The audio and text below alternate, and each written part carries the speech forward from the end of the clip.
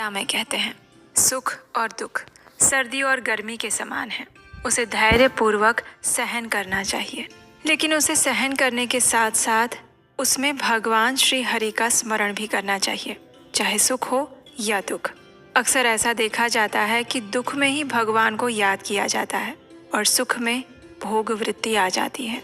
और कई बार तो दुख के समय में भगवान को कोसा भी जाता है।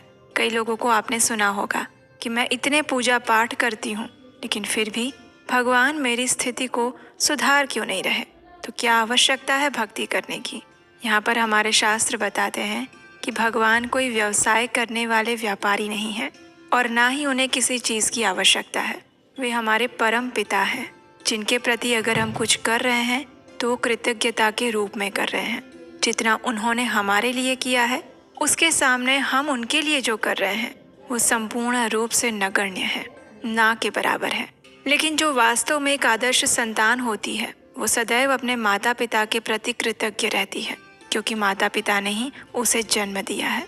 और इसीलिए भगवान श्री कृष्ण, जो कि हमारे परम भगवान और परम पिता है, उनके प्रति कृतज्ञता व्यक्त करने के लिए भी मनुष्य को प्रतिदिन उनका स्मरण और नाम जप करना चाहिए। इसी विचार के साथ आज की माघ मास कथा श्रृंखला में आप सबका स्वागत करती हूँ। आशा है आप शारीरिक, मानसिक और आध्यात्मिक रूप से स्वस्थ होंगे। इस समय हम माघ मास की सुंदर पौराणिक कथाओं का श्रवण कर रहे हैं और आप में से कई भक्त प्रतिदिन नियम पूर्वक इन कथाओं को सुन रहे हैं। उसके लिए हम आपके आभारी हैं। आपका यह दृढ़ निश्चय, धैर्य और समर्पण भगवान श्री कृष्ण अवश्य देख रहे हैं। तो चलिए आज की हमारी माघ मास की कथा श्रृंखला को आगे बढ़ाते हैं और सुनते हैं आज की कथा। आइए आज की माघ मास कथा आरंभ करते हैं। इस कथा की पिछली कड़ी में हम सुन रहे थे कि ऋषि मृगशृंग ने शास्त्रोक्त विधि से आदर्श रूप से गृहस्थ धर्म का पालन करने के बाद तपस्या के लिए वन में प्रयाण कर दिया और फिर कुछ समय बाद उन्होंने अपने इस भौतिक देह का त्याग करके ब्रह्मलोक को प्राप्त किया। और फिर उसके बाद दूसरे कल्प में यानी श्वेतवाराह कल्प में वे पुनः ब्रह्मा जी के पुत्र रूप में उत्पन्न हुए और उस समय उनका नाम रुभु हुआ। उन्होंने निदाग को कल्याण का उपदेश दिया। शील और सदाचार से संपन्न उनकी चारों पत्नियां पुत्रों के आश्रय में रहकर कुछ दिनों तक कठोर व्रत का पालन करती रहीं। तत्पश्चात जीवन के अंतिम भाग में वृद्धावस्था के कारण उनके बाल सफेद हो गए, उनकी कमर झुक गई, मुंह में 1-2 दांत रह गए और इंद्रियों की वृत्तियां प्रायः नष्ट हो गई। मुनि श्रेष्ठ मृकंडु के मरुद्वती से कोई संतान नहीं हुई। उन्होंने माताओं की वैसी अवस्था देखकर मन ही मन इस प्रकार विचार किया, मैं माताओं को साथ लेकर स्त्री सहित भगवान शंकर की राजधानी में जाऊंगा, जहाँ वे मुमूर्षु पुरुषों के कानों में तारक मंत्र का उपदेश दिया करते हैं। ऐसा निश्चय करके उन्होंने काशीपुरी की ओर प्रस्थान किया। वे मार्ग में काशी की महिमा का इस प्रकार बखान करने लगे। ऋषि मृकंडु ने कहा, जो माता, पिता और अपने बंधुओं द्वारा त्याग दिए गए हैं, जिनके संसार में कहीं भी गति नहीं है, उनके लिए काशीपुरी ही उत्तम गति है। जो जरावस्था से ग्रस्त और नाना प्रकार के रोगों से व्याकुल है, जिनके ऊपर दिन रात पग पग पर विपत्तियों का आक्रमण होता है, जो कर्मों के बंधन में आबद्ध और संसार से तिरस्कृत है, जिन्हें राशि राशि पापों ने दबा रखा है, जो दरिद्रता से परास्त, योग से भ्रष्ट और तपस्या तथा दान से वर्जित है, जिनके लिए कहीं भी गति नहीं है, उनके लिए काशीपुरी ही उत्तम गति है। जिन्हें भाई बंधुओं के बीच पग पग पर मान हानि उठानी पड़ती हो, उनको एकमात्र भगवान शिव का आनंद कानन काशीपुरी ही आनंद प्रदान करने वाला है।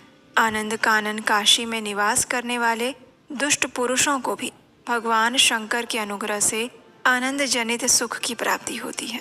काशी में विश्वनाथ रूपी आग की आंच से सारे कर्ममय बीज भून जाते हैं।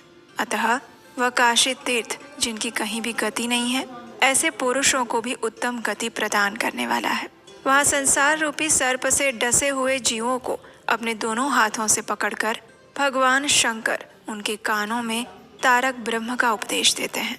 कपिल देव जी के बताए हुए योग अनुष्ठान से, सांख्य से और व्रतों के द्वारा भी मनुष्यों को जिस गति की प्राप्ति नहीं होती, उसे ये मोक्ष भूमि काशीपुरी अनायास दे देती है।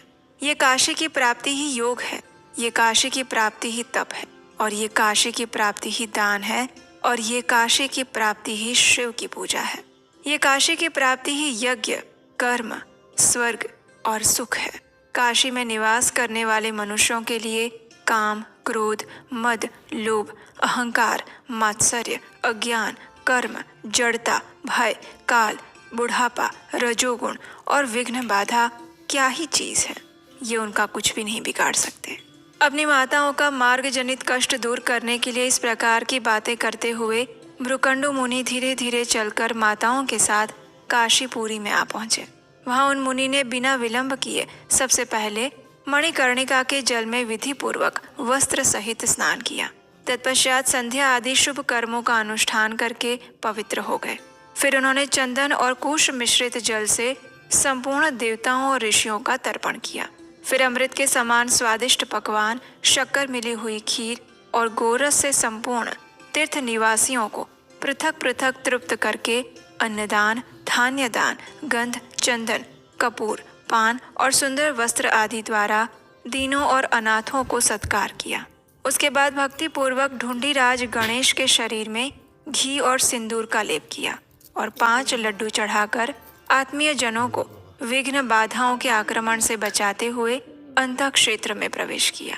वहां समस्त आवरण देवताओं की यथाशक्ति पूजा की। तत्पश्चात महामना मृकंडु ने भगवान विश्वनाथ को नमस्कार और उनकी स्तुति करके माताओं के साथ विधि पूर्वक क्षेत्रोपवास किया। विश्वनाथ जी के समीप उन्होंने जाग कर रात बिताई और निर्मल प्रभात होने पर एकाग्रचित्त होकर मणिकर्णिका के जल में स्नान किया। सारा अनुष्ठान पूरा करके नियमों का पालन करते हुए पवित्र होकर वेद वेदांगों के पारगामी महात्मा ब्राह्मणों के साथ अपने नाम से एक शिवलिंग की स्थापना की, जो सब प्रकार की सिद्धियों को देने वाला है। उनकी चारों माताओं ने भी अपने अपने नाम से एक एक शिवलिंग स्थापित किया। वे सभी लिंग दर्शन मात्र से मुक्ति प्रदान करने वाले हैं। ढूंढीराज गणेश के आगे मृकंडीश्वर शिव का दर्शन करने से संपूर्ण कार्य सिद्ध होते हैं और काशी का निवास भी सफल होता है। उस शिवलिंग के आगे सुवृत्ता द्वारा स्थापित सुवृत्तेश्वर नामक शिवलिंग है। उसके दर्शन से मनुष्य कभी विघ्न बाधाओं से आक्रांत नहीं होता और वो सदाचारी होता है। सुवृत्तेश्वर से पूर्व दिशा की ओर कमला द्वारा स्थापित उत्तम शिवलिंग है, जिसके दर्शन मात्र से मनुष्य संपूर्ण कामनाओं को प्राप्त करता है। ढूंढीराज गणेश की देली के पास विमला द्वारा स्थापित विमलेश्वर का स्थान है। उस लिंग के दर्शन से निर्मल ज्ञान की प्राप्ति होती है। विमलेश्वर से ईशान कोण में सुरसा द्वारा स्थापित सुरसेश्वर नामक शिवलिंग है।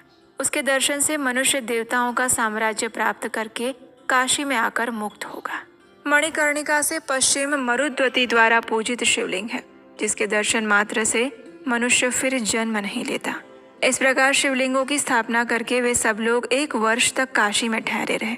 बारंबार उस विचित्र और पवित्र क्षेत्र का दर्शन करने से उन्हें तृप्ति नहीं होती थी। मृकंडु मुनि 1 वर्ष तक प्रतिदिन तीर्थ यात्रा करते रहे, किंतु वहां के संपूर्ण तीर्थों का पार नहीं पा सके, क्योंकि काशीपुरी में पग पग पर तीर्थ है। एक दिन मृकंडु मुनि की माताएं, जो पूर्ण ज्ञान से संपन्न थी, मणिकर्णिका के जल में दोपहर को स्नान करके शिव मंदिर की प्रदक्षिणा करने लगी। इससे परिश्रम के कारण उन्हें थकावट आ गई और वे सब की सब मरणासन्न होकर वहीं पर गिर पड़ी। उस समय परम दयालु काशीपति भगवान शिव बड़े वेग से वहां आए और अपने हाथों से स्नेह पूर्वक उन सब के मस्तक पकड़कर एक साथ उनके कानों में प्रणव मंत्र का उच्चारण किया और तत्पश्चात महामुना मृकंडु मुनि ने विधि पूर्वक माताओं के और्ध्वदैहिक संस्कार करके दीर्घ काल तक काशी में निवास किया। उसके बाद उनके जीवन में एक महत्वपूर्ण घटना घटित होती है और वो है उनके पुत्र का आगमन, लेकिन एक विशेष कारण से, एक सुंदर प्रयोजन से। और वो क्या था, वो हम सुनेंगे हमारी इसी माघ मास कथा श्रृंखला की आने वाली कल की कड़ी में। आज की कथा अगर अच्छी लगी है तो इसे लाइक करके दूसरे लोगों को भी शेयर कीजिए। पहली